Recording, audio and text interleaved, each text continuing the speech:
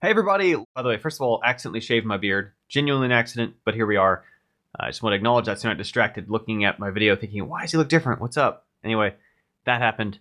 But obviously lots of things going on, many of them stressful for many of us. And perhaps, I don't know you, maybe you're even stressed for the opposite reasons I am, but let's just say people's average level of on edge, stressed, twisted up lately have gone up, right? And I acknowledge this for a couple of reasons. One, I remember so early pandemic, especially pre-vaccine, and for many people still continuing, but at least the very minimum for everybody pre-vaccine, right? Someone would be kind of harsh and abrupt and rude. And, anytime that happens in life, it always helps to kind of first process, and not that it excuses it, but first to consider, like, is there something maybe going on? Like, they just seem like they're not okay, right? Is there a loss in their family? Are they ill? Is there something that's got some bad news they're processing? Something that's different than just taking it personally and thinking that it's a reflection on you. Well, the answer was yes for everybody around the world, right? Because everybody had stuff going. Everybody was frustrated, annoyed, shut in, not able to do things they used to do, canceling plans, losing money, losing jobs, bad things everywhere. And if it wasn't affecting them, it was affecting their family members. Well, very much for many of us, at the very least in the United States, us here in the U.S.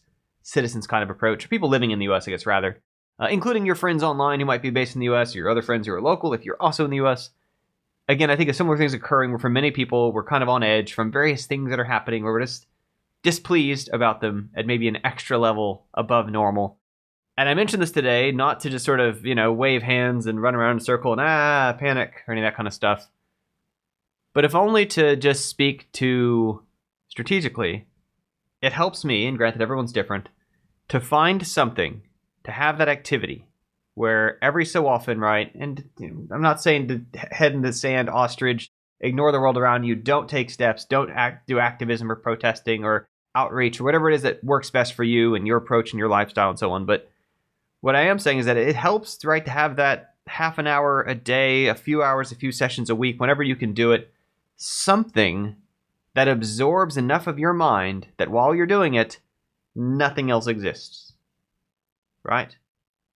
And that for me, that's often been game programming, or actually teaching is where I enjoy that. I find my exercise of what I think of as being patient with people who may need some additional patience. And there's nothing wrong with them. It's a process of learning. It's because there's things they don't know. That's why they come to me. But for many people, game development, for a long span of my life, it's game development where I'm trying to process a problem where there's so much to keep track of and straight about where am I in the middle of, what have I done, what are my next steps, which pieces tie together.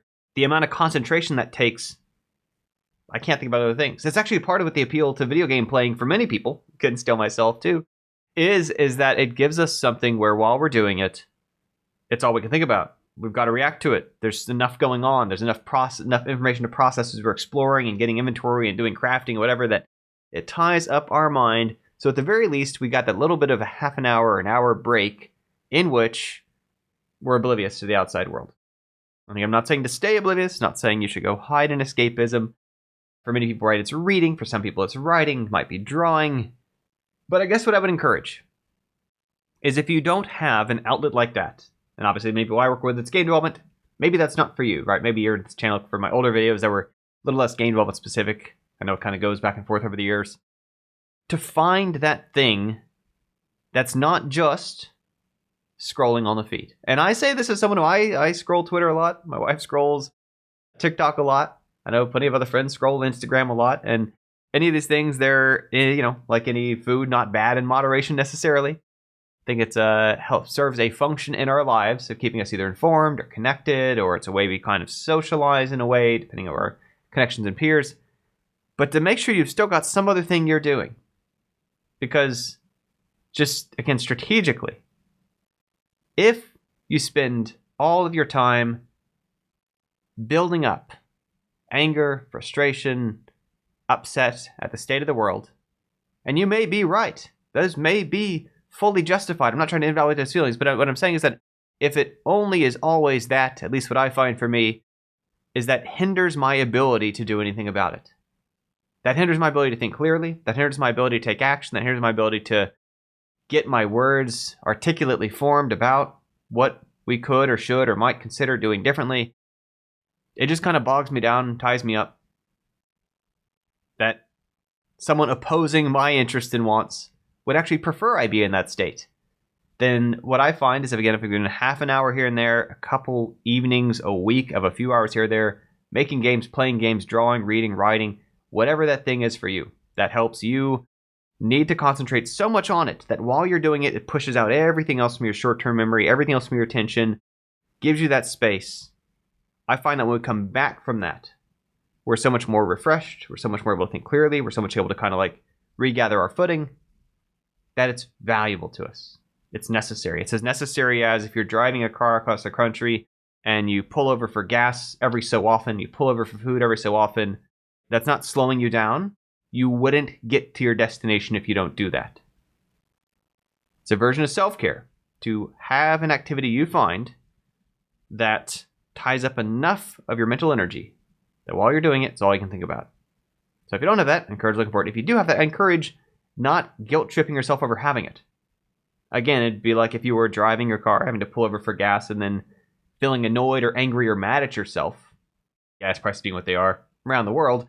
Wouldn't be surprised if you feel a little of that anyway. But in that example, it doesn't make sense to be annoyed at the fact you have to refuel. It is the only way you're getting to your destination. And it is not to shame yourself or feel bad while there's other things going on. Again, don't permanently ostrich head yourself under, or dismiss it as somebody else's problem. If it's things that affect people you care about, it's your problem too. But it is to say that when those things happen, to admit yourself to them, to allow it, to accept it as a bigger picture of you need those outlets to temporarily give your brain and your heart and so on the reprieve, at least I do, to be able to concentrate enough to go back to doing anything about it, to being productive about it. Now, lastly, I'll just plug in here, and this is a free thing I'm plugging, of course. Self-calm.com is my adaptation of a classic Stoic text, old philosophy, and again, this is Stoic, classic philosophy sense, not the modern use of the word. So not about hiding or obstructing or ignoring your feelings, rather just about processing more constructively, not buckling under our sort of instinctive reactions to things. Been very helpful for me. And so I modernized a free ebook adaptation of that, self-calm.com. Check it out. I think it might be helpful for what lots of folks are going through, and maybe it's not for you, maybe it's not a fit. Certainly is for me, and some other peers in my community have found it helpful.